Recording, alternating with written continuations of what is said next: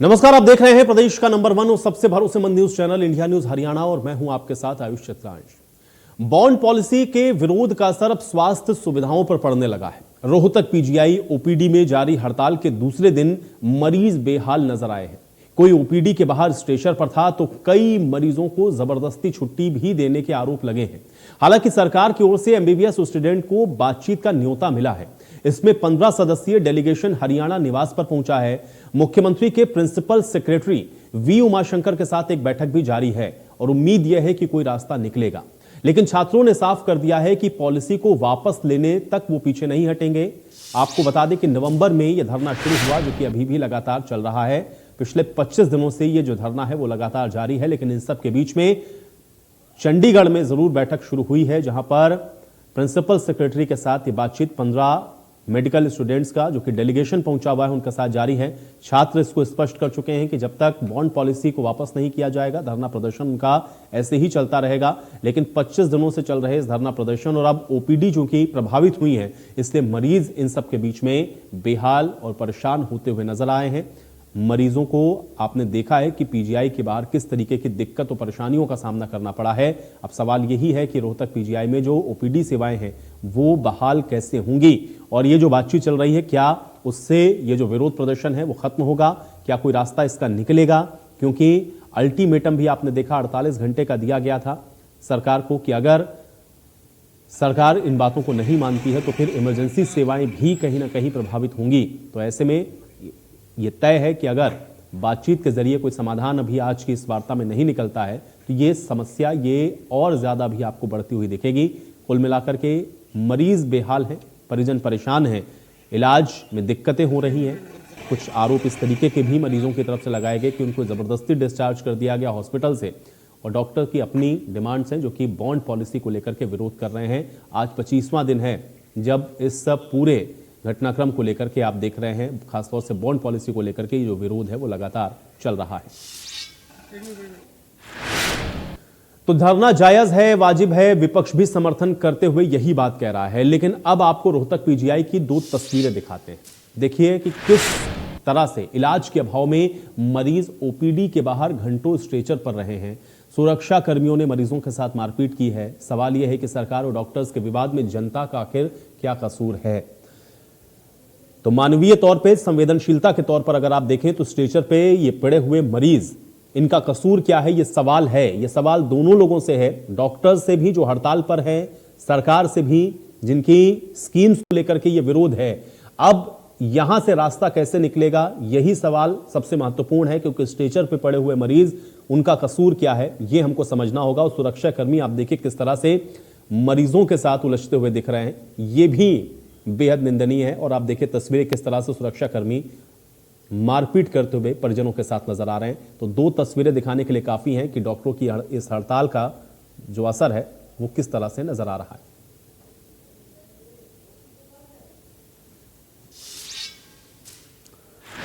तो वहीं रोहतक पीजीआई में धरने पर बैठे स्टूडेंट्स के साथ हमारे सहयोगी ने खास बातचीत की है, आइए आपको सुनवाते हैं। इस वक्त खड़े हैं हम पीजीआई परिसर में। यहाँ पर ये छात्र आप देख सकते हैं कि ये प्रोटेस्ट कर रहे हैं। कुछ छात्र हम उनसे बात करेंगे। आखिर 25 दिनों के बाद सरकार ने आपकी बात सुनी और बातचीत के लिए बुलाया। जी, हमें बातचीत के लिए बुलाया गया है, पर हमें ये नहीं पता है कि हमारी बात कितनी सुनी जाएगी और हमारी मांगे कितनी मानी जाएंगी। लेकिन जब तक हमारी मांगे नहीं मानी जाती हम यहीं बैठे रहेंगे और दृढ़ता के साथ और अपने आंदोलन को तेज करेंगे। कोई बीच का कोई रास्ता है बातचीत का? थोड़ा सा सरकार झुके, थोड़ा सा आप भी झुके। अभी तक हम सभी ने मिलकर जो डिसाइड करा है वह यह करा है कि 7 साल की समय अवधि बहुत ज़्यादा है, इसको कम किया जाए, इसको 1 साल तक करा जाए, जिससे हम अपनी आगे की पढ़ाई भी कर सकें। और जो दूसरा यह है कि 40 लाख की रकम किसी भी मध्यम वर्गीय परिवार के बच्चे के लिए बहुत बड़ी रकम है। हम नहीं चाहते कि हमारे जो भी साथी हैं, हम लोग हैं, हम पहले ही दिन से, जिस दिन से मेडिकल कॉलेज में आए, कर्जे के नीचे हम दब जाएं।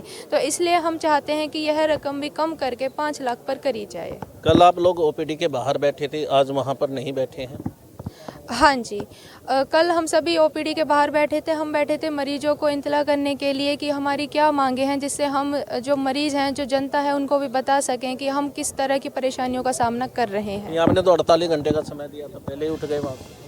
48 घंटे का जो समय हमने दिया था वह ओपीडी को बंद करने के लिए दिया था। हमारी रेजिडेंट डॉक्टर एसोसिएशन ने ये कहा था कि हम ओपीडी में अपनी सेवाएं नहीं देंगे 48 घंटे तक। वह समय अभी भी चल रहा है।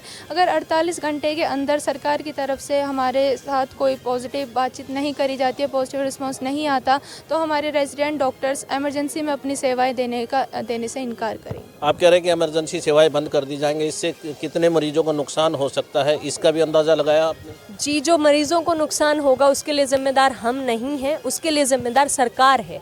वो हमारे साथ हमारी मांगे मानने के लिए तैयार ही नहीं है। नहीं, सरकार और आपकी लड़ाई में मरीज क्यों पीछे? वो सरकार की गलती है कि हमारी और उनकी लड़ाई में मरीज बीच में आ रहे हैं। हम 25 दिन से लगातार यहाँ पे बैठे हैं, हमारी नहीं सुनी जा रही है, तो हमारा अगला कदम भी तो ठोस होना चाहिए और हमारा हर कदम अब पहले वाले से ठोस होगा। ACS मैडम ने खुद अपने मुंह से यह बात बोली है कि यह पॉलिसी कोई सर्विस बॉन्ड नहीं है। We are recovering the cost of your education. सरकार आपके ऊपर जो पैसा खर्च कर रही है, हम सभी आपसे वो पैसा वापस लेंगे। नहीं, इसमें गलत क्या है? अगर आप सेवा भाव से यहाँ पर आए हैं, 7 साल तक सरकारी जो हॉस्पिटल उसमें सेवा करनी पड़े, तो इसमें आपको आपत्ति क्या है? इसमें आपत्ति यह है कि एक MBBS ग्रेजुएट अपनी आगे की पढ़ाई भी करता है, वो पोस्ट ग्रेजुएशन करता है, लेकिन सरकार हमको उस बारे में भी कोई क्लैरिफिकेशन नहीं दे रही है कि क्या उसके बाद हम अपनी आगे की पढ़ाई कर पाएंगे। एक MBBS डॉक्टर में और एक पोस्ट ग्रेजुएशन करके जो स्पेशलिस्ट डॉक्टर होता है उसमें फ़र्क होता है। तो सरकार हमको ये बात नहीं क्लियर कर रही है कि हम अपनी आगे की पढ़ाई कैसे कर पाएंगे। अगर आज कुछ निर्णय हमारे हित में नहीं आता है तो हमारा कदम और ठोस होगा, हम अपना आंदोलन और तेज कर देंगे। अगर हमारे हित में आता है तो फिर ये जनता के लिए भी और हमारे लिए भी खुशी की बात होगी।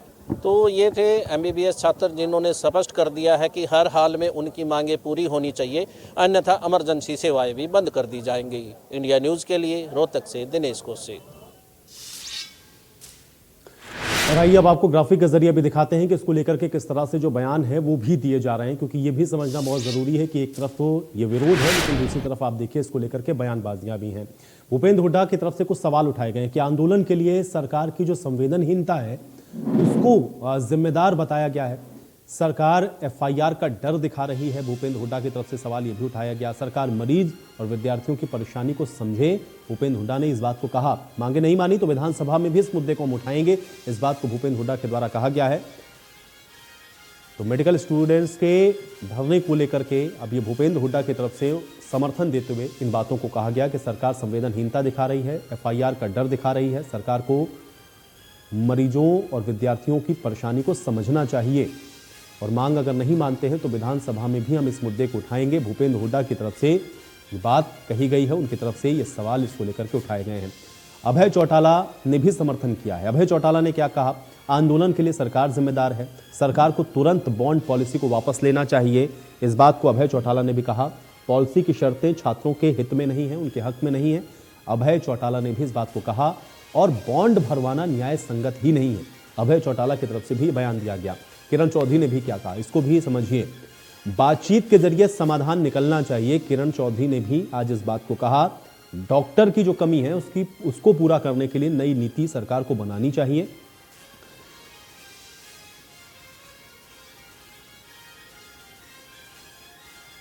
तो किरण चौधरी की तरफ से भी कहा गया कि बातचीत के जरिए समाधान इसका निकलना चाहिए और डॉक्टर की कमी पूरी करने के लिए जो नीति है वो सरकार को बनानी चाहिए। ये बात आज किरण चौधरी ने भी कही है। तो चाहे भूपेंद्र हुड्डा हो, चाहे किरण चौधरी हो या फिर अभय चौटाला हो, सभी ने इस बात को कहा है कि सरकार को बात मेडिकल स्टूडेंट्स की सुननी चाहिए और अगर डॉक्टर की कमी है तो उसके लिए नई नीति होनी चाहिए और इसका समाधान बातचीत के जरिए निकाला जाना चाहिए। इस बात को विपक्षी पार्टियों के द्वारा कहा जा रहा है और इसीलिए 15 मेडिकल स्टूडेंट का जो डेलीगेशन गया हुआ है, जिनके साथ अभी चीफ सेक्रेटरी की जो बातचीत चल रही है वो कहां तक पहुंचेगी, उसमें क्या सकारात्मक परिणाम आएंगे, इस पर इंडिया न्यूज़ हरियाणा की नज़र लगातार बनी हुई है। लेकिन सवाल बहुत गंभीर है, बहुत महत्वपूर्ण है।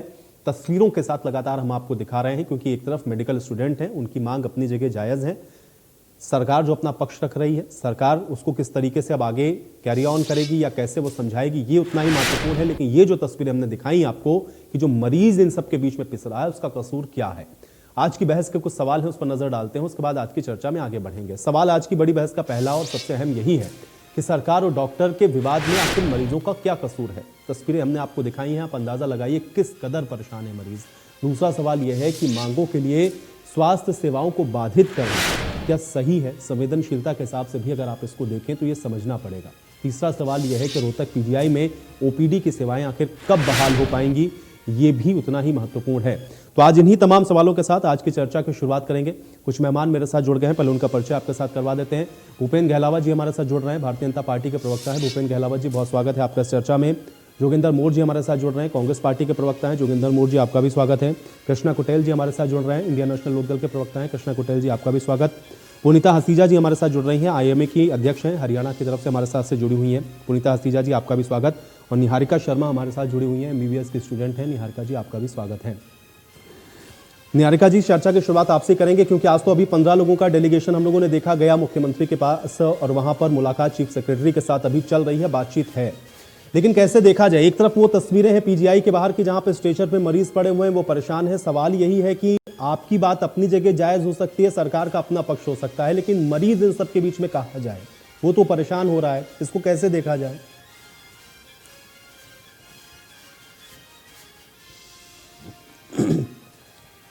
निहारिका जी, एक बार अनम्यूट कर लें, आप शायद म्यूट हैं। नमस्कार सर, मैं Niharika Sharma, student at PGI Rohtak.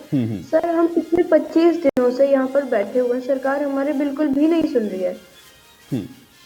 तो इसके बाद हमारे पास क्या विकल्प बचता है? आप खुद बताइए। हमने हर तरह के प्रयास किए, हमने मुख्यमंत्री जी से बात करने की कोशिश की, मुख्यमंत्री जी से हमें कोई पॉजिटिव रिस्पांस नहीं मिला। हमने हेल्थ मिनिस्टर जी से बात करने की कोशिश की, वहां से भी कोई पॉजिटिव रिस्पांस नहीं मिला। हमने डीएमईआर सर, हमने एसीएस मैम, सबसे बात करने की कोशिश की, हमें कोई पॉजिटिव रिस्पांस नहीं मिला है सर। हम डॉक्टर हैं, हम खुद सेवा का भाव लेकर आते हैं, हम भी नहीं देख सकते मरीजों का दुख दर्द।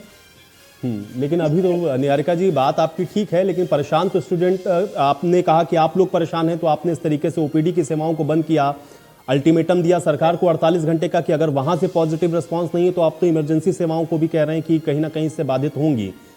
अब जो परेशान हो रहे हैं मरीज, उनके लिए भी तो कोई विकल्प आप लोगों को, कम से कम आप तो डॉक्टर हैं, आप लोगों ने तो, अभी हम लोगों ने सब देखा कोरोना काल में किस तरीके से आप लोगों ने लोगों की जान को बचाया है, इसीलिए आप लोगों से उम्मीद और भरोसा लोगों का बहुत है। अब वो स्ट्रेचर पे पड़ा हुआ मरीज, उसका क्या कसूर है? वो तो नहीं समझ रहा बॉन्ड पॉलिसी क्या है। निहारिका जी, कुछ तो इसका ऐसा आप लोगों को रास्ता निकालना चाहिए कि कम से कम मरीज परेशान ना हो, आपकी बात भी सुनी जाए। सर, हमने एक दिन ओपीडी बंद की थी, हमने सरकार को कहा था कि हमारी मांगे सुनी जाए, हमें कोई पॉजिटिव रिस्पांस नहीं मिला। हमें पता है कि वो मरीज परेशान है। ओपीडी के अंदर जो भी मरीज आते हैं वो इतने ज्यादा क्रिटिकल नहीं होते। अभी हमने केवल ओपीडी की सेवाएं हैं वो बंद की हैं, वो भी हमने पहले 1 घंटा, फिर 2 घंटा, फिर 3 घंटा, फिर 4 घंटा। सरकार ने जब ग्रेजुअल रिस्पांस देखा तब क्या सरकार को समझ नहीं आई है? आप हमें बताइए कि डॉक्टर और क्या करें। ठीक है, डॉक्टर पुनीता हसीजा जी, कैसे इसको देखा जाए? देखिए, डॉक्टर्स की डिमांड्स अपनी जगह पर हो सकता है, वो जो बात कह रहे हैं उनके अपने उस पर दिक्कतें हैं, परेशानियां हैं, सरकार उसको सुन रही है या सरकार का पक्ष है। मरीज परेशान हो रहे हैं पुनीता जी, कैसे इसको हम लोग देखें? क्योंकि स्ट्रेचर पर पड़ा हुआ या उनके परिजनों को रोता बिलखता जब हम लोग देख रहे हैं तो सवाल सबके जहन में यह है कि इन सब के बीच में पेशेंट का या उनके परिजनों का क्या कसूर है? कैसे इसको देखें पुनीता जी? नमस्कार एंड थैंक यू आपको हमें बुलाने के लिए और हमारा पक्ष सुनने के लिए। जैसा कि मैं देख रही हूँ, निहारिका जी ने आपको क्लियरली बताया कि अभी ओपीडी सर्विसेज बंद हैं और आप खुद सोचिए, आप खुद कह रहे हैं कि कोविड में हम डॉक्टर्स ने अपनी जान पे खेलने के बारे में, मतलब खेल गए हम सब जने। हमारे 1700-1800 डॉक्टर्स की जान चलेगी कोविड में लड़ते हुए, और क्या हमारे में सेवा भाव नहीं था? हम भी घर बैठ जाते, हम भी मना कर देते, चाहे वो सरकारी डॉक्टर थे या प्राइवेट डॉक्टर थे। सबने सरकार की हर बात मानी। अब पिछले 25-26 दिन से हमारे बच्चे बैठे हुए हैं। हम करनाल बच्चों से मिल के आए, रोहतक में हमारे आईएमए के नुमाइंदे मिलने गए। रात को 3 बजे आप लड़कियों को उठा रहे हो, पुलिस वाले जो मेल पुलिस वाले हैं उन पे पानी की बौछार कर रहे हो आप, फिर भी हमारे बच्चों ने सहन शक्ति दिखाई, कुछ नहीं करा। इतना सब सहा और सरकार को इतने दिन का टाइम दिया गया सोचने के लिए कि इसके बारे में आप सोचिए, कोई बीच का रास्ता निकालिए, लेकिन नहीं, अड़िग रही सरकार। तो फिर धीरे धीरे आप खुद सोचिए 25 दिन तक अगर बच्चे बैठे हैं उनके, आप बच्चों से 40 लाख रुपए मांग रहे हैं बॉन्ड के लिए। सबसे पहले तो हमारा सरकार से ये निवेदन था कि बॉन्ड पॉलिसी अगर आई थी तो इसमें स्टेक होल्डर्स कहाँ पे थे? आपने किससे इसके सलाह मशवरा करी कि आपने ये वाली पॉलिसी लाने के बारे में सोचा? फिर 7 साल का बॉन्ड। आप सोचिए, आज आप एक एमबीबीएस डॉक्टर से अपना इलाज करवाएंगे, आप सोचेंगे मैं सुपर स्पेशलिस्ट डॉक्टर के पास जाऊं। आप एमबीबीएस जब बच्चा करने जा रहा है उसमें 40 लाख का बर्डन डाल रहे हैं। वो बच्चा अपनी पढ़ाई करेगा कि 40 लाख उतारने के बारे में सोचेगा? और आप बैंक को इन्वॉल्व कर रहे हैं। 17 साल के बच्चे को कोई बैंक लोन देगा? उसको 40 लाख के बॉन्ड भरने के लिए उसके माँ बाप को अपनी जमीन जायदाद या कोई अपना खेत खलियान गिरवी रखना पड़ेगा या कुछ अमाउंट देना पड़ेगा कि मैं इसके बारे में, मतलब उसके बदले में मेरे बच्चे को 40 लाख मिल जाए। तो आप क्या सोच रहे हैं कि गरीब का बच्चा 40 लाख रुपए दे पाएगा? तो ये तो बहुत ही गलत नीति है। इसमें तो इसका क्लियर कट है कि गरीब बच्चा, जो गरीब परिवार से बच्चा है, जो निम्न मिडिल क्लास फैमिली का बच्चा है, वो तो कभी हरियाणा में मेडिकल करने के बारे में सोच ही नहीं सकता है। और नीट के थ्रू जो बच्चे आते हैं वो 8वीं 9वीं क्लास से ही पढ़ने लग जाते हैं। वो इतने मेहनती बच्चे होते हैं और इसीलिए सरकारी अस्पताल में आना चाहते हैं, सरकारी मेडिकल कॉलेज में, कि वहाँ फीस कम होती है। तो आप कह रहे हो कि 40 लाख इकट्ठे मत दीजिए, हर साल 10-10 लाख का बॉन्ड दे दीजिए, तो दैट मीन्स कि आप फीस 10 लाख हो गई। मतलब कुछ क्लैरिटी तो होनी चाहिए ना। ये बच्चे आपके और हमारे अपने बच्चों के बराबर बच्चे हैं। हम पढ़ गए, हम अगर इस पोजीशन पे आए हैं कि हम डॉक्टर बनेंगे, 30-35 साल से हम हरियाणा में अपनी सर्विसेज दे पा रहे हैं सिर्फ इसीलिए कि सरकारी कॉलेज में पढ़े, हमारी फीस कम थी। अदरवाइज ये बॉन्ड पॉलिसी अगर पहले आती तो सोचिए कि मैं डॉक्टर बन सकती थी? नहीं, मेरे पिताजी आर्मी में थे, वो किसी हालत में मेरी 40 लाख रुपए फीस या जो भी बॉन्ड थी नहीं भर सकते थे। तो आज की जो इस टाइम पे डॉक्टर्स पढ़े हैं हरियाणा में, क्रीम ऑफ सोसाइटी हैं सारे के सारे जने जो गवर्नमेंट कॉलेज से पढ़े हैं। तो आप बताइए कि जो आप कह रहे पॉलिसी में 40 लाख रुपए दे दीजिए, तो गरीब बच्चा नहीं देगा। हाँ ठीक है, अमीर का बच्चा है वो दे सकता है, उसको बाहर 1 करोड़ देना है, हरियाणा में 40 लाख। पुनीता जी, आपने जो महत्वपूर्ण बातें कही, अब मैं उस पर जरा जवाब लेता हूँ। गहलावत जी, देखिए, एक तरफ तो हम लोग देख रहे हैं डॉक्टरों का उस पर अपना पक्ष है और स्टूडेंट्स भी लगातार इसी को लेकर के विरोध कर रहे हैं। अगर आप ये कहते हैं कि हमारे सरकारी अस्पतालों में डॉक्टर्स की कमी है और इसलिए हम ये पॉलिसी लेकर के आ रहे हैं, तो वो कमी तो आप बाद में दूर करेंगे, लेकिन अभी देखिए परेशान होना शुरू हो गए मरीज क्योंकि ओपीडी बंद हो गई। हल कैसे निकालेंगे इसका? और इस तरह की पॉलिसी ला रहे हैं, आप स्टेक होल्डर से बात भी नहीं कर रहे हैं। भूपेंद्र गहलावत जी, जवाब दीजिए। देखिए, जो भी सरकार पॉलिसी लेके आती है वो जनता के हित में लेके आती है। सबसे पहले तो मैं जो डॉक्टर्स हमारे स्ट्राइक पर हैं, मैं उनसे प्रार्थना करूंगा कि डॉक्टर भगवान का रूप होते हैं और उनको मानवता के आधार पर ये स्ट्राइक वापस लेनी चाहिए। और दूसरा, मैं आगे बात जो इन्होंने रखी है मैं उसके बारे में बात करूंगा। प्रदर्शन करने के बहुत तरीके होते हैं, आप काला बिल्ला लगा के भी प्रदर्शन कर सकते हो, वो आपका हक है। लेकिन आप जहाँ जिस चीज़ के लिए आपको तैयार किया गया है, मानवता को बचाने के लिए, अगर आप उसी के खिलाफ जा रहे हो तो ये अच्छी बात नहीं है। तो ये जो स्ट्राइक आपने ली है इसको आपको वापस लेना चाहिए। अब मैं बात आ जाता हूँ, पॉलिसी की बात करता हूँ। हमारे डॉक्टर साहब ने जैसे ये बात रखी है ये बिल्कुल नहीं है, ये इसके विपरीत उन्होंने बात रखी है। जब सरकार ने पॉलिसी बनाई 2020 में, जब बच्चों ने एडमिशन लिया उस समय ये पॉलिसी थी और इन्होंने सारी पॉलिसी को पढ़ के, तो ये इंटेलिजेंट बच्चे होते हैं और उन्होंने एडमिशन लिया था, इनको सारी कंडीशंस का पता था। नंबर 2, ये 40 लाख कहते हैं, गरीब बच्चा कहाँ से देगा? 40 लाख रुपया नहीं देना, ये तो सरकार बॉन्ड देगी। और जो बच्चा अगर 7 साल की नौकरी नहीं करेगा, 5 साल की करके छोड़ के जाएगा, तो जो 2 साल का उसका पैसा वो उसको देना पड़ेगा। ये तो सरकार सिर्फ ये चाहती है, जो डॉक्टरों की कमी है, हमने देखी एमबीबीएस की छात्रों की सीट भी बढ़ाई। हम चाहते हैं हमारे बच्चे पढ़ लिख के आगे आएँ, लेकिन जो जनता का पैसा है, हम जो इनके इंस्टीट्यूशन पर और इनके उस पर इन्वेस्ट कर रहे हैं, तो हम ये भी चाहते हैं क्योंकि हरियाणा की जनता, ये तो हरियाणा के ये भी हमारे बच्चे हैं। जब सरकार इनके बारे में सोचती है तो इनको भी हरियाणा की जनता जो है उसके बारे में सोचना चाहिए। आज प्राइवेट स्कूलों में कॉलेज में आप जाएंगे, उसमें जाएंगे, हॉस्पिटल में, तो बहुत ज़्यादा खर्चा होता है। और कल को हमारे यहाँ जो कमी है, हमने डॉक्टरों की कमी पूरे करने के लिए एमबीबीएस छात्रों की सीटें भी बढ़ाई। इसमें और कोई भी पॉलिसी में कोई कमी नहीं है। सिर्फ हम ये चाहते हैं कि हमारी जो सीटें हैं, जो गरीब आदमी हैं वो हॉस्पिटल में आए और उनको डॉक्टर मिले। हम तनख्वाह भी देंगे, हम नौकरी भी देंगे, अगर नौकरी नहीं देंगे तो बॉन्ड तो होता ही नहीं, वन साइडेड बॉन्ड तो कभी नहीं होता। जब हम नौकरी देंगे तभी तो 7 साल पूरे होंगे। जिनको हम नौकरी नहीं देंगे उन पे बॉन्ड का लागू हो जाएगा।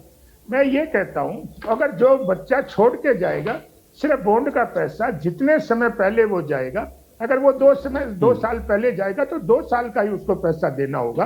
और जब सरकार नौकरी दे रही है, सैलरी भी दे रही है, प्रमोशन के भी चांस होते हैं, फिर इनको क्या दिक्कत है? क्यों नहीं ये इस तरह की बातें करते हैं? और मैं तो ये भी कहता हूं, कोई छोटी मोटी बात है तो स्ट्राइक पे नहीं जाना चाहिए, सरकार से बैठ के और इनको बात करनी चाहिए। लेकिन गहलावत जी भाई, इनका पक्ष भी अपनी जगह सही है ना। पिछले 25 दिन से तो वो आपको अपनी बात समझा ही रहे हैं। अब आपने उनके सामने ऑप्शन क्या छोड़ा है बताइए? जब तक उन्होंने सेवाओं को बाधित नहीं किया तब तक तो आप बातचीत भी नहीं कर रहे हैं। नहीं, कोई टेबल पे नहीं आ रहा था सर। मैं एक बात क्लियर कर देना चाहता हूं, बिल्कुल साफ तौर पर, सिर्फ 7 साल की इनको सर्विस देनी पड़ेगी और उसके अलावा इन पे कोई कंडीशन नहीं है और सभी कंडीशनों का समाधान हो सकता है। लेकिन हमने क्योंकि सरकारी हॉस्पिटलों में भी डॉक्टरों की जरूरत है, आप ये सारी बातें बातचीत से हल हो सकती हैं। अगर इनको ये दिक्कत नहीं है, सरकार सैलरी भी देगी, सब कुछ देगी। नहीं ठीक है। और दिक्कतें क्या है? क्योंकि इसमें हम लोग लगातार चर्चा कर रहे हैं, मैं ये दिक्कतें और समझ लूंगा। एक सेकंड, मैं आ रहा हूँ निहारिका, मैं आ रहा हूँ, अभी आपके पास आ रहा हूँ। दो मेहमान और हैं, मैं उनका एक एक रिएक्शन लेता हूँ, फिर मैं आता हूँ निहारिका आपके पास। जोगिंदर मोर जी, जो बात अभी सरकार कह रही है, इसको आप कैसे देख रहे हैं? क्योंकि सरकार कह रही है कि भाई 7 साल आप सर्विस करिए, इसमें आपको क्या दिक्कत है, और बॉन्ड तो तभी एप्लीकेबल होगा जब हम आपको जॉब ऑफर करेंगे। मोर साहब देखिए, एक बात, जो शिक्षा है वो सरकार की जिम्मेदारी है शिक्षा प्रोवाइड करना। एमबीबीएस का जो छात्र है, एमबीबीएस का जो डॉक्टर बनता है, वो साथ के साथ जब प्रैक्टिकल करता है, मेडिकल कॉलेज में सेवाएं देता है, तो अपने आप में सेवा देने लग रहा है। उससे तो किसी प्रकार का बॉन्ड लेने की बात ही नहीं है। अगर कोई प्राइवेट क्षेत्र में डॉक्टर कर रहा है, एमबीबीएस कर रहा है, तो उस प्राइवेट हॉस्पिटल में सेवाएं दे रहा है वो। अगर यहाँ पे सरकारी संस्थान में कोई आदमी तैयारी करके टेस्ट पास करके, जो बहुत ही उच्च कोटि के छात्र होते हैं, वो एडमिशन लेते हैं, तो वो साथ के साथ सेवा नहीं करते क्या? तो बॉन्ड किसके? पहले की सरकारों के टाइम नहीं आया था। 900 पोस्टें सरकार ने निकाली और 10,000 लोगों ने फॉर्म अप्लाई किया। डॉक्टरों की तो कमी नहीं है, एक बात। और जो प्राइवेट से करके आएंगे वो सरकारी में नहीं जाएंगे, ये कहां लिख रखा है? ये भी कोई बात नहीं है। ये बॉन्ड कह के सब्सिडाइज करके, किसका पैसा? जनता ही का तो पैसा है, अपने बच्चों पे तो लगा रहे हैं। क्या लगा रहे हैं? और 40 लाख के बॉन्ड को जस्टिफाइड कहां कर रहे हैं? ये कंडीशन है। ये शिक्षा का जो व्यापारीकरण कर रहे हैं, ये तो बल्कि इनका निजीकरण कर रहे हैं। सरकार अपने उससे पल्ला झाड़ रही है, एक बात। अब दूसरी बात, जिसको एमएस करना है, जिसको मास्टर करना है, वो अगर लगातार स्टडी कोई करता रहता है तो जल्दी कर लेता है।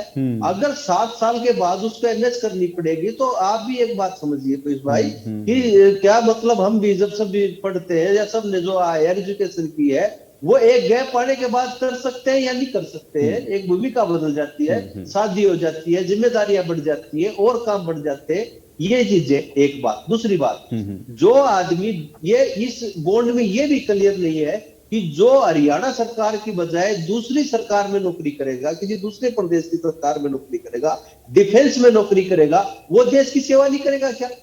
वो भी बॉन्ड के पैसे देगा, एक बात। फिर सारे जो जितने भी निजी अस्पताल है, कतई बिल्कुल सारे के सारे निजी अस्पतालों की बजाय क्या इस प्रदेश में, क्या इस देश में धर्मार्थ के हॉस्पिटल नहीं है, जहां धर्मार्थ के हॉस्पिटलों में सेवा करते हैं डॉक्टर, वहां भी काम करते हैं। तो जो बिल्कुल मतलब नाम मात्र सरकारी खर्चे जितनी भी जो है, मतलब धर्मार्थ हॉस्पिटल है जो, वहां पे डॉक्टर सेवा करते हैं। अगर वो आ जाएगा तो 40 लाख वो भी देगा। अब फिर जब डॉक्टर का चयन होगा, उसका ये सीधा चयन ऐसे नहीं कर रहे, उसको टेस्ट देना पड़ेगा। तो इसमें ही खामी है। अगर किसी को लगना ही नहीं होगा तो वो टेस्ट ही क्लियर नहीं करेगा। बॉन्ड देने के वक्त आप परिवार की जो गारंटी है वो रखवा रहे हैं, बैंक को इन्वॉल्व कर रहे हैं, बैंक इंटरेस्ट लेगा, ठीक है। 7 साल का पीरियड कहीं भी पूरे देश में जब कहीं भी नहीं है तो ये अकेले, ठीक है। और डॉक्टर सबसे संवेदनशील है। जब डॉक्टर भगवान का रूप है तो भगवान के रूप का आदर करना चाहिए, या क्या करना चाहिए? जब रोहतक के अंदर डॉक्टर हड़ताल कर रहे थे बॉन्ड के खिलाफ, मुख्यमंत्री आए, आप उनके ऊपर पानी की बौछार कर रहे हैं, आप उनके ऊपर एट्रोसिटी कर रहे हैं। आपका ये कहना है कि सरकार इसका कहीं ना कहीं व्यवसायीकरण कर रही है। कृष्णा कुटेल जी, आपका रिएक्शन क्या है?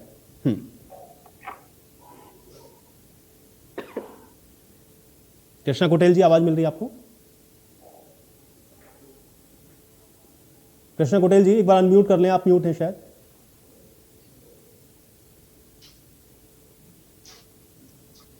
चलिए, कुटेल जी तक शायद मेरी आवाज नहीं पहुंच रही। डॉक्टर निहारिका, क्या आपके सवाल थे? एक बार सवाल रखें। गहलावत जी ने कहा कि हमारे पास और भी तरीके हैं। एक बात बताई, उन्होंने कहा कि काला पट्टा बांधकर, सिर्फ हरियाणा ही नहीं पूरे इंडिया के लगभग सभी हॉस्पिटल्स के अंदर ब्लैक रिबन प्रोटेस्ट हुआ था 7 तारीख को। मैं आपको बता देना चाहती हूँ उसका अब क्या जवाब देना चाहेंगे। 5 तारीख को जब हम सीएम सर से मिलने के लिए वहां बैठे, तब हमारे ऊपर पानी की बौछार की गई। हम सबको पकड़ पकड़ के खींच खींच के इतनी बुरी तरह से टॉर्चर करके जेलों के अंदर ले जाया गया। हमको जिस वैन में लेकर जाया गया था ना, उसके अंदर एक फीमेल कांस्टेबल तक नहीं थी। इस पर आप बताइए क्या कहना चाहेंगे। पर आपने ये जो कहा कि प्राइवेट की फीस इतनी ज्यादा होती है, उसके तुम प्राइवेट में चले जाओगे। सर हम तो यहाँ पे नौकरी करना चाहते हैं, आप हमको नौकरी तो दो। और अगर आपको नौकरी ना मिले उसके बाद तो क्या ये कह रहे हैं कि अगर आपको नौकरी नहीं मिलती तो आप पे बॉन्ड लागू नहीं होगा। कितने साल तक? अगर मेरे को 1 साल तक 2 साल तक, ये थोड़ी ना कि डॉक्टर बनने के बाद मैं यहाँ पर ऐसे बैठी रहूंगी। अनएम्प्लॉयमेंट आप बढ़ाना चाहते हैं इससे। आप गहलावत जी, आप मेरे को ये बताइए कि भाजपा का क्या नारा है, मोदी जी का क्या नारा है? सबका साथ सबका विकास। क्या आप नहीं चाहते कि हमारा विकास हो? क्या आप नहीं चाहते कि हेल्थ केयर सिस्टम का विकास हो? ठीक है। डॉक्टर पुनीता हसीजा जी, इस पर सबसे बड़ा जो ऑब्जेक्शन है वो आप लोगों का क्या है? क्योंकि सरकार लगातार ये कह रही है कि हम बाउंड नहीं कर रहे हैं किसी चीज के लिए, और पॉलिसी तो तभी एप्लीकेबल होगी जब हम आपको जॉब ऑफर करेंगे। सर आप बताइए, अभी HCMS की जॉब निकली थी, 1200 कुछ सीटें निकली, 9000 से ज्यादा लोगों ने अप्लाई किया, तो बैलेंस 7-8 हजार लोग, उनकी जॉब कब मिलेगी उनको? लोग करना चाहते हैं, ये बात बहुत गलत है कि डॉक्टर्स नहीं मिलते हैं, हर कोई करना चाहता है। दूसरी बात, अब मुझे ये बताइए कि MBBS डॉक्टर को कितनी सैलरी देंगे और आप अपना इलाज MBBS डॉक्टर से करवाएंगे? जो आप MBBS आप उसको पढ़ने का मौका छोड़ रहे हैं। शिक्षा का समान अधिकार हमारे देश में कहा गया है, और शिक्षा और हेल्थ गवर्नमेंट की जिम्मेवारी है प्रोवाइड करना। अगर आप सरकारी अस्पतालों में भी 40-40 लाख रुपए मांगेंगे, तो आप बताइए कौन बच्चा चाहेगा कि मैं सरकारी अस्पताल में जाऊं और इतना बॉन्ड 7 साल का बॉन्ड भरूं? और ये 7 साल का बॉन्ड सिर्फ ये नहीं है कि बच्चे को पढ़ने को आगे नहीं मिलेगा, उसको कहाँ पे आप भेजोगे? जिस जगह पे कोई फैसिलिटी नहीं है, आप अस्पताल देख लीजिए, आप कहाँ भेजना चाहते हैं? वहां जाके बच्चा करेगा क्या? इंफ्रास्ट्रक्चर नहीं है, वहां जाके बच्चा क्या करेगा ना? मतलब आप खुद सोचिए, आप पत्रकार हैं, आप मीडिया से हैं, आपको भी मालूम है कि हमारे कैसे हैं। इससे बेटर ये नहीं कि हम GDP का एक कुछ परसेंटेज हिस्सा बढ़ा दें और अपने हेल्थ बजट को बढ़ा दें, बच्चों पे बर्डन नहीं पड़ेगा। आप सोचिए, 17 साल के बच्चे के पे बर्डन डाल रहे हो, उसके पेरेंट्स पे बर्डन डाल रहे हो, फिर कह रहे हैं हम जनता के हित के लिए काम करें। तो क्या इन बच्चों के माँ बाप जनता में नहीं आते हैं क्या? डॉक्टर्स होने के बाद इनके बच्चे माँ बाप जो है जनता में नहीं आएंगे, वो भी भगवान बन जाएंगे? गलत है। डॉक्टर को आप भगवान मानते हो, हम नहीं चाहते आप हमें भगवान मानो, आप हमें एक इंसान की तरह ही ट्रीट करो। और गवर्नमेंट की तरफ से लॉयर भी पढ़ते हैं, इंजीनियर्स भी पढ़ते हैं, जजेस भी पढ़ते हैं, तो क्या सब पे बॉन्ड लागू करेंगे आप? मतलब आप सिर्फ डॉक्टर्स का बहाना बना के बॉन्ड नहीं ला सकते हैं। गवर्नमेंट हर किसी पे पैसे खर्च करती है, और डॉक्टर्स पे अगर अस्पताल में पैसे खर्च होते हैं तो आप उसके लिए सरकार से बजट की बढ़ाने के लिए उम्मीद कर सकते हैं। और जितने हमारे नेता बैठे हैं वो हमारा व्यू पॉइंट क्यों नहीं रखते हैं? चाहे वो हमारी रूलिंग पार्टी है या ऑपोजिशन पार्टी है, वो सब इस पॉइंट को पर क्यों नहीं, मुद्दे पर आके इस पे बात करना चाहते कि हेल्थ बजट ही क्यों ना बढ़े, हमारे देश का इंफ्रास्ट्रक्चर क्यों ना बढ़े हेल्थ का? आप अमेरिका से कंपेयर करते हो सब चीजों को कि लोग बच्चे अमेरिका क्यों जाते हैं, डॉक्टर बनने के बाद भी क्यों जाते हैं? तो आप देखिए, पहले लोग MBBS करने के बाद या इंजीनियरिंग करने के बाद बाहर जाते थे, अब 12वीं के बाद जाने शुरू हो गए हैं। अगर इस तरह से बॉन्ड की पॉलिसी लाएंगे तो हरियाणा के बच्चे हरियाणा में रहेंगे नहीं, अच्छे बच्चे दिल्ली या जहाँ पे बॉन्ड ही वहां शिफ्ट कर जाएंगे, 11वीं 12वीं वहां से करेंगे और उस स्टेट के फिर वो स्टूडेंट बन जाएंगे। तो आप ये चाहते हो कि हमारे प्रदेश से बच्चे, इंटेलिजेंट बच्चे जाके किसी और प्रदेश में जाके अपने डॉक्टर बने? तो आप सोचिए ना, इसका रिपरकशन देखिए कितना होने वाला है। बिल्कुल बिल्कुल। और आप जो हम इतने सालों से सेवाएं दे रहे हैं, सिर्फ इसीलिए दे पा रहे हैं सेवाएं हरियाणा सरकार के उसमें, क्योंकि हमारे टाइम पे बॉन्ड पॉलिसी नहीं थी।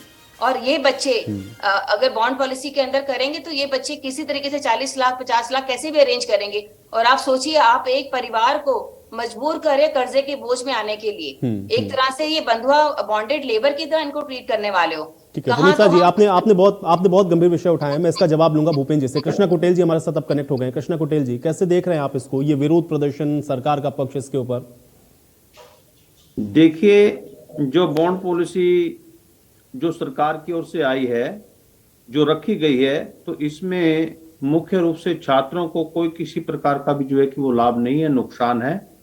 और जो सरकार की ओर से जो पीजीआई के अंदर जो ओपीडी के अंदर जो मीडिया की एंट्री को जो बैन लगाया गया है, ये भी एक बेहद निंदनीय काम है। तो अभी यहाँ पर हमारे जो है कि गिलास साहब जी बोल रहे थे कि ये पॉलिसी अच्छी है, और अभी यहाँ निहारिका जी भी बोल रही थी ये बॉन्ड पॉलिसी जो है कि गरीब बच्चे के लिए, जो मध्यम परिवार का जो बच्चा है, उसके लिए जो है कि बड़ी नुकसानदेह है, क्योंकि 40 लाख रुपए जुटाना जो है ना, उसके लिए बहुत बड़ा कठिनाई का काम है। और इस प्रकार से जो है कि उसके उच्चतम शिक्षा प्राप्त करने के अंदर भी जो है ये बॉन्ड पॉलिसी के अंदर जो है कि वो अड़चन है कि वो जो है कि उच्चतम शिक्षा जो है कि वो प्राप्त नहीं कर पाएगा, उसके ऊपर भी इसका जो है कि वो असर जो है कि वो पड़ेगा। इससे जो है कि उसकी माइग्रेशन के अंदर, उसकी पदोन्नति के अंदर भी जो है कि वो नुकसान होगा। और बॉन्ड के अंदर जो ये कॉन्ट्रेक्चुअल एम्प्लॉयमेंट वाली जो शर्त है, ये भी एक आपत्तिजनक है, क्योंकि इससे भी जो है कि कोई किसी प्रकार का जो है कि वो लाभ नहीं है। और ऐसा पहले जो है कि यहाँ पर नहीं हुआ है, और पहली बार जो है कि ये बॉन्ड पॉलिसी जो सरकार लेकर के आई है, तो इससे जो है कि स्पष्ट रूप से जो हमारा इंटेलिजेंट जो बच्चा है वो अन्य प्रदेशों के अंदर जाएगा और वहां पर वो स्टडी लेगा और सेवाएं भी जो है कि वहां पर देगा। और पिछले समय के अंदर जब कोविड के दौरान जो है कि हमारे जो डॉक्टर्स जो लोग थे, उन्होंने जो है कि फ्री सेवाएं भी दी है, और एक भगवान का रूप है। और जो है कि इनके ऊपर ये इतना वजन डालना जो है, ये एक सरकार की विफलता का कारण है। और अभी गहलोत साहब जी बोल रहे थे कि इनको सोचना चाहिए, और मरीज जो है कि वो परेशान हैं, और जो है कि उनकी जो है कि हालात जो है कि वो तंग है। तो लेकिन सरकार को भी सोचना चाहिए कि जब 25 दिन तक ये स्ट्राइक चल रही है, हड़ताल चल रही है, तो सरकार को भी कोई ठोस निर्णय जो है कि वो ले लेना चाहिए। लेकिन वो तुगलकी फरमान जो है कि वो जारी ना करें, और जो है कि वो जनता को पीछे। बिल्कुल ठीक है, और ये बात सही है, क्योंकि देखिए दोनों तरफ से और बातचीत के ही जरिए इसका समाधान निकालना है। आज हम लोग बस केवल उम्मीद ये कर सकते हैं कि जो बातचीत चल रही है वो सकारात्मक दिशा में पहुंच जाए। गहलोत साहब, पुनीता जी ने जो बात कही है या निहारिका जी जो बात कह रही है, उसमें कुछ बहुत वैलिड पॉइंट्स उठा रहे थे, उसका जवाब दीजिए भाई। ये अगर सवाल उठाए जा रहे हैं तो इसका कोई जवाब तो तार्किक होना चाहिए ना सरकार के पास। देखिए, मैं आपको एक बात स्पष्ट कर देना चाहता हूं कि ये जो बॉन्ड पॉलिसी है, इसका उद्देश्य सिर्फ एक ही है, और बाकी जितनी बातें हैं उन पे सरकार बात कर सकती है, और ये एसोसिएशन बात कर सकते हैं, उनका हल निकल सकता है।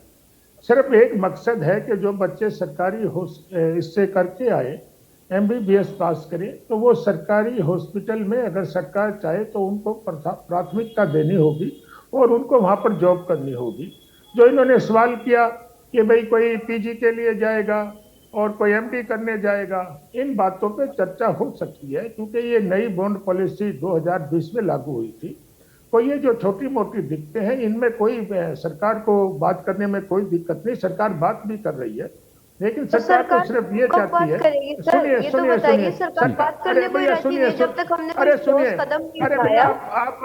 आप इंटेलिजेंट बच्चे हो, बीच में नहीं बोला करते, थोड़ा सा डिसिप्लिन भी सीखिए आप। देखिए, मैं तो ये कहना चाहता हूँ कि सरकार सिर्फ ये चाहती है कि सरकारी हॉस्पिटलों में जो एमबीबीएस डॉक्टर्स की कमी है वो कमी पूरी हो जाए, और सरकार का कोई और मकसद ये छात्र। डॉक्टर्स की कमी कहाँ है? अभी तो आपने 800-900 पोस्ट निकाली थी, हजारों लोगों ने अप्लाई कर दिया। आप वही तो कह रहे हैं डॉक्टर कि भाई आप तो जो पोस्ट है वैकेंट, आप वही भर लीजिए पूरी। डॉक्टर तो ऑलरेडी हैं आपके पास में, ये बॉन्ड भरवा क्यों रहे हैं आप? मैं उसी बात पे आना चाहता हूँ। जब सरकार अगर जॉब नहीं देगी तो बॉन्ड पॉलिसी का कोई मतलब ही नहीं है। वन साइडेड एग्रीमेंट तो कभी स्टैंड नहीं करता। जब सरकार जॉब देगी तभी तो 7 साल हो गए, जब सरकार जॉब ही नहीं देगी तो 7 साल कहां से होंगे? ये जो शंकाएं हैं, इनका ये निराधार हैं, इनका कोई वो नहीं है। और मैं तो सिर्फ एक ही बात सरकार चाहती है कि जो इलाज गरीब जनता का सरकारी हॉस्पिटल्स में होता है, उसके लिए डॉक्टर पूरे हों, और जब डॉक्टर पूरे तो 40 लाख का बॉन्ड क्यों कर रहे हैं आप? 40 लाख के लिए बाउंड क्यों कर रहे हैं, और कहां से 40 लाख लाएगा मिडिल क्लास परिवार? ये भी तो एक सवाल उठा। नहीं देखिए ये जो 40 लाख का बॉन्ड है ये सरकार बॉन्ड देगी। जो बच्चा छोड़ के जाएगा वो जितना पीरियड उसका बचेगा, अगर 5 साल उसने सर्विस की और 2 साल का पीरियड बच गया तो वो 2 साल के ही पैसे उसको जमा कराने होंगे। अगर वो 7 साल पूरी करके जाएगा तो एक भी पैसा नहीं देना होगा और ना किसी को ये नगद पैसा देना। ये तो बॉन्ड है, एग्रीमेंट है। वो अगर 7 साल पूरी करके जाएगा तो कोई पैसा उसको नहीं देना। 7 साल के बाद जी एक तरीके का व्यवसायीकरण ही हुआ। जो बात जोगिंदर मोर जी कह रहे थे कि आप तो इसको भी व्यवसायीकरण इसका भी कर रहे हैं, देखिए चिकित्सा के प्रोफेशन का भी आप। नहीं देखिए, जो जनता की भलाई के लिए सरकार काम करेगी। कल को आप ही ये कहेंगे कि हॉस्पिटलों में डॉक्टर नहीं है, सरकार फेल हो गई, सरकार का ये हो गया। सरकार के पास क्या तरीका है? सरकार ने एमबीबीएस छात्रों की सीटें बढ़ाई, सिर्फ इसीलिए शिक्षा का बजट बढ़ा सकते हैं, ये तरीका पुनीता जी ने भी बताया। भाई जनता को जो दिक्कत माफ हो कीजिएगा, रही है, स्वास्थ्य का बजट बढ़ाइए, आप स्वास्थ्य का बजट बढ़ा दीजिए। देखिए जो आज बातचीत हो रही है उसमें मुझे उम्मीद है कि कोई ना कोई समाधान निकलेगा। लेकिन मैं तो फिर भी ये प्रार्थना करना चाहता हूँ, ये छात्र जो हैं ये हमारे ही बच्चे हैं, हमारे प्रदेश के इनका हिस्सा है और सरकार सभी की सोचती है। सरकार को मरीजों की भी सोचनी है, छात्रों की भी। तो 25 दिन क्यों लग गए गहलावा साहब? ये 25 दिन पहले कर लिया होता तो आज शायद ओपीडी के बाहर हम लोगों को ये तस्वीरें देखने को नहीं मिलती जो आज हम लोगों ने देखा, जहां परेशान हो रहे हैं मरीज। आपकी सरकार ने तो आज एक और जो कि डीएलडी और जेबीटी का जितने भी कोर्सेज है, एकेडमिक कोर्सेज है, तो ठीक है गहलावा साहब, ये 25 दिन से अगर विरोध चल रहा है तो कम से कम बातचीत की टेबल पर तो पहले आ जाना चाहिए था ना। देखिए ये तो एक तरीका होता है कि जो भी एसोसिएशन होती है किसी भी संस्था की, उसको सरकार के पास अपनी मांगे लेके जाना होता है। कोई ये तो है नहीं कि कुआं कभी पैसे की बात उठ के तो जाता नहीं। सरकार को क्या पता इनको क्या दिक्कत है। इनकी एसोसिएशन आज गई है तो आज सरकार बात करेगी। इनकी सरकार जब एसोसिएशन जब कोई समस्या को लेकर कर रहे हैं, ऐसा तो नहीं है कि सरकार को पता ही नहीं कि इनकी डिमांड क्या है। 25 दिन से विरोध प्रदर्शन चल रहा है, उनको पहले दिन से इन्फॉर्म कर रहे हैं। ये बीमारी सरकार को पता है। ये जो प्रवक्ता दूसरे बोल रहे हैं अपोजिशन के, इनका काम लोगों को भड़काना है और लोगों को भड़काना नहीं है। चलिए ठीक है, नहीं गहलावा साहब ठीक है। चलिए ये बात जोगिंदर मोर जी या कृष्णा पटेल जी कहते तो मैं मान लेता कि चलिए ठीक है वो पॉलिटिकली कुछ कह रहे होंगे। दो डॉक्टर्स बैठे हैं हमारे साथ है। पुनीता जी इतनी सीनियर मोस्ट हमारे साथ, देखिए आईएमए की तरफ से हमारे साथ, वो खुद बता रहे हैं कि इसके अंदर क्या दिक्कत है। कम से कम एड्रेस तो कर लेते। मैं ये मान सकता हूँ गहलावत जी की आपका पक्ष अपनी जगह सही हो सकता है, पुनीता जी या निहारिका जी अपनी जगह सही हो सकती है, लेकिन बीच का रास्ता निकालेंगे टेबल पर ही बैठकर और 25 दिन का समय लगाएंगे तो जनता परेशान होगी। बस मेरा केवल सवाल यह था कि जनता ना परेशान हो, ना कोई कोर्स करेगा, ना कोई शिक्षा। ठीक है, एक्सीलेंट। मोर साहब सरकार अगर ये व्यवस्था ना करे कि भाई यहाँ पर डॉक्टर्स हम पूरे कर लें, तो अब भी आप लोग सवाल खड़े करेंगे कि देखिए फला हॉस्पिटल में डॉक्टर नहीं है, सरकार फेल हो गई। सरकार वही व्यवस्था तो जनता के लिए कर रही है, उसको इंश्योर कर रही है। बिल्कुल अगर डॉक्टरों की कमी है तो कहेंगे। अब आप ये देखिए पिछली सरकारों ने तो डॉक्टरों की भर्ती की, पहले भी तो स्वास्थ्य सेवाएं चल रही है। अरे आपकी सरकार ने कौन सी सीटें बताई डॉक्टरों की? बताइए, आपकी सरकार ने कहा छात्रों की सीटें समझाए, हम लाए, आपने भगवान विश्वविद्यालय बनाया, आप बीच में बोल तो रहे, आप बहकाने की बात करते हैं, झूठ बोलते हैं हमेशा। आप लोग सिर्फ झूठ की पार्टी के लिए झूठ बोलने का करते हैं आप। अरे भैया छाछ तो बोले, छालनी भी क्या बोले? आप तो झूठे लोग हैं, झूठे लोगों से क्या बात करनी है? झूठ बोलते हैं, क्या बोलते हो? राजनीति कर रहे हैं, भावना के जीवन के अंदर नहीं है। एक तो ये मैं इनके बीच में नहीं बोला, इनको इतनी तहजीब होनी चाहिए कि ये इनको इनकी बकवास इतनी देर से सुन रहे हैं। आपको तहजीब नहीं है, आप बीच में बोल तो रहे, आपको इतनी भी तहजीब नहीं है। तेरे से लेना पड़ेगा क्या मुझे? और फिर आप चलिए ठीक है, शब्दों की मर्यादा रखें भाई, शब्दों की मर्यादा रखें, शब्दों की मर्यादा रखें। चर्चा में बैठे थोड़ा सा उसका डेकोरम मेंटेन करें। गहलावत जी थोड़ा सा सुन ले, ठीक है। हाँ मोर साहब ठीक है, उससे बाहर आइए। हाँ मोर साहब तो देखिए हम ये करें, पहले भी सरकारों ने वो किया है और फिर ये सरकार जो है ये प्रदेश की सरकार, भारतीय जनता पार्टी इसके ऊपर जबरदस्ती करेगी क्या? विधानसभा का सत्र गया था, उसमें रखते, विधानसभा पटल पर रखते, सभी स्टेट होल्डर से बात करते, एक डॉक्टरों की टीम बनाते, एक कमेटी बनती, कमेटी पे चर्चा होती, क्या होना चाहिए, क्या स्थिति होनी चाहिए, बजट बढ़ना चाहिए। ये अगर ये कोई निराकरण है, कोई समस्या है तो उसके निराकरण पे चर्चा होनी चाहिए। ये थोड़ा ना है। छात्र आंदोलन कर रहे हैं, एमबीबीएस के डॉक्टर बैठे हैं, मुख्यमंत्री प्रदेश आते हैं और पुलिस उठा के ले जाती है। वो आतंकवादी थे क्या, वो उग्रवादी थे क्या? वो मुख्यमंत्री से बात करते, मुख्यमंत्री उनकी सुनते। डॉक्टरों के ऊपर इस प्रकार से, जब डॉक्टर पे ही इस प्रकार के और आंदोलन को कैसे कुचला जाता है? और आंदोलन को कि सरकार की नाकामी है कि डॉक्टर आंदोलन कर रहे हैं और उनसे बात नहीं कर रही है सरकार 25 दिन तक। इससे ज्यादा नकारा और नाकामी की बात क्या हो सकती है? ठीक है डॉक्टर निहारिका, कुछ चीजें ऐसी हैं, कुछ क्लॉज ऐसे हैं जिस पर बातचीत हो सकती है, उससे इनकार सरकार का नहीं है। गहलावत साहब भी यही बात कह रहे थे कि देखिए, अगर आप ये कह रहे हैं कि आपको अगर आगे पढ़ना है या हायर आपको एजुकेशन उसमें आगे लेनी है तो उसके लिए बातचीत हो सकती है, लेकिन सरकार भी तो इस विषय में सोचेगी ना जनता के लिए कि कम से कम सरकारी अस्पतालों में डॉक्टर्स हो, इससे सरकार ये पॉलिसी लेकर के आई। सर एक बात बताइए, आप कम से कम पहले वो वैकेंसीज जो थी वो भर गई, 7,000 लोगों ने अप्लाई किया 900 वैकेंसीज के लिए, बचे हुए 6,000 100 लोगों का क्या? जब आप करंटली जो डॉक्टर्स हैं उनको तो एम्प्लॉयमेंट दे नहीं पा रहे, आप हम लोगों को कैसे एम्प्लॉयमेंट दोगे? आप एक बात बताइए, जो तो वही तो सरकार का पक्ष है ना डॉक्टर निहारिका, कि अगर वो आपको ऑफर ही नहीं कर रहे हैं तो फिर ये बॉन्ड एप्लीकेबल हो ही नहीं रहा। नहीं सर, इसमें बैंक का भी जो इन्वॉल्वमेंट है उस बात पे भी ऑब्जेक्शन है कि बैंक, मैंने आपको भेजा था पूरा डिटेल में कि कहीं पे भी बैंक इन्वॉल्वमेंट नहीं है। सिर्फ हरियाणा में बैंक इन्वॉल्वमेंट क्यों है? क्योंकि बैंक तो हमारे घर आके बैठ जाएगा कि आपने 40 लाख रुपए देने हैं, आप बताओ उसके पेरेंट्स कहाँ से देंगे 40 लाख रुपए? और जहां तक सेवा की बात है सर, हम ESI, NABH, आयुष्मान और जितने भी हमारे प्रधानमंत्री जी द्वारा प्रोग्राम चलाए जाते हैं उसमें हम बढ़ चढ़ के हिस्सा लेते हैं। प्रधानमंत्री सुरक्षित मातृत्व अभियान में हर महीने की 9 तारीख को बिना नागा हम जा रहे हैं, हमारे डॉक्टर जाके सेवाएं दे रहे हैं। कोविड में 2 साल तक हमने अपने क्लिनिक बंद रख के सरकार का काम किया।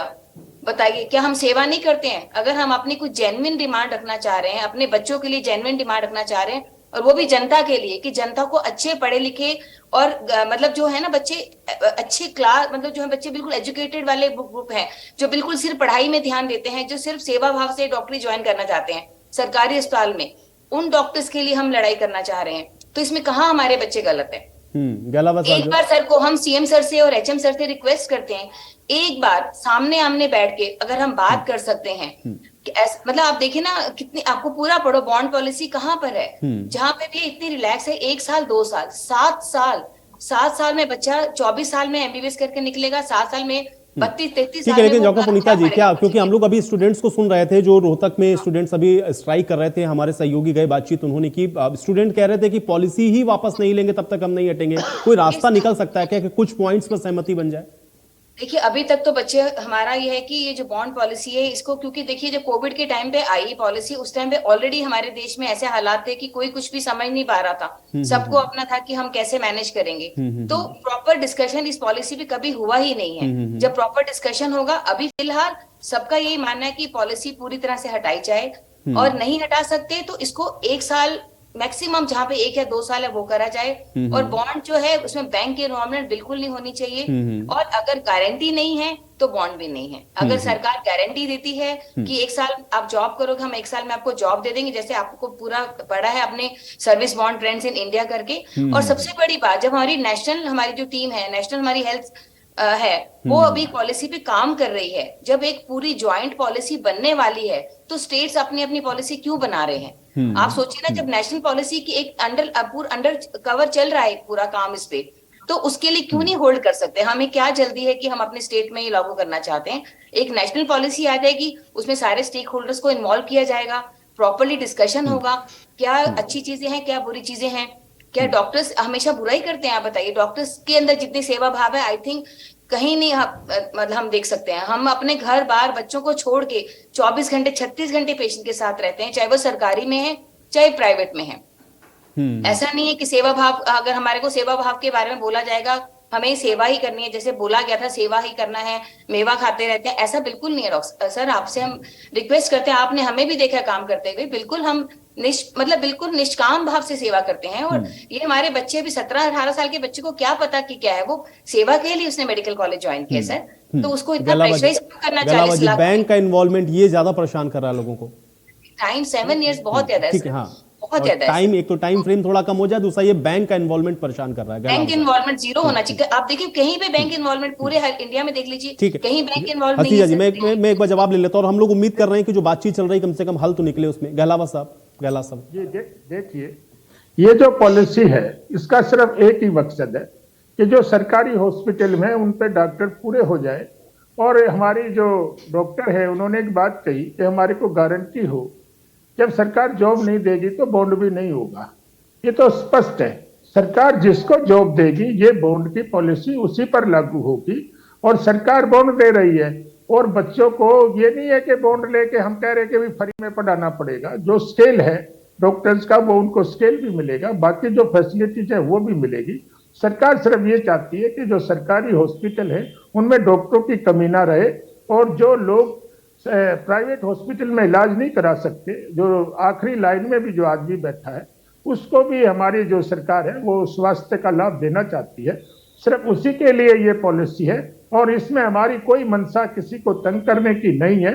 बाकी जो बात कुछ इनकी शंकाएं हैं, जैसे कोई हायर एजुकेशन में जाना चाहता है, सरकार को भी पता है कि हायर एजुकेशन के बच्चे भी हमें चाहिएंगे। सरकार इस किस्म की कोई जिद नहीं है। सिर्फ हम तो ये चाहते हैं कि जो बच्चे 7 साल तक हमारे यहाँ नौकरी करें और हमारी सारी फैसिलिटी सरकार उनको देगी। और मैं तो ये कहता हूँ नौकरी भी नहीं, ये तो एक मानवता के नाते जो समाज की सेवा मानकर ही इनको नौकरी करनी चाहिए। और जो लोग हमारे गरीब से गरीब भी बैठे हैं उनको किसी किस्म की स्वास्थ्य की दिक्कत ना हो, ये सारी स्कीम उसके लिए बनाई गई है। और कुछ लोग जैसे तोड़ मरोड़ के इसको कोई भी बात रखें, पॉलिसी क्योंकि ये नई थी, कोई छोटी मोटी दिक्कत होगी तो सरकार को क्या दिक्कत है। चलिए गहलावत साहब, आपकी इसी बात के साथ या चर्चा में यही समाप्त करूंगा। बहुत शुक्रिया आप लोगों का समय निकालने के लिए, चर्चा का हिस्सा बनने के लिए। और उम्मीद हम लोग भी यही करेंगे कि आज अभी जो वार्ता या जो बैठक है उसके अंदर कोई समाधान इसका निकले, क्योंकि मरीज इन सबके बीच में परेशान हो रहा है और देखना यह है कि इसका रास्ता या समाधान कैसे निकाला जाता है। आज बड़ी बहस में मेरे साथ फिलहाल इतना ही।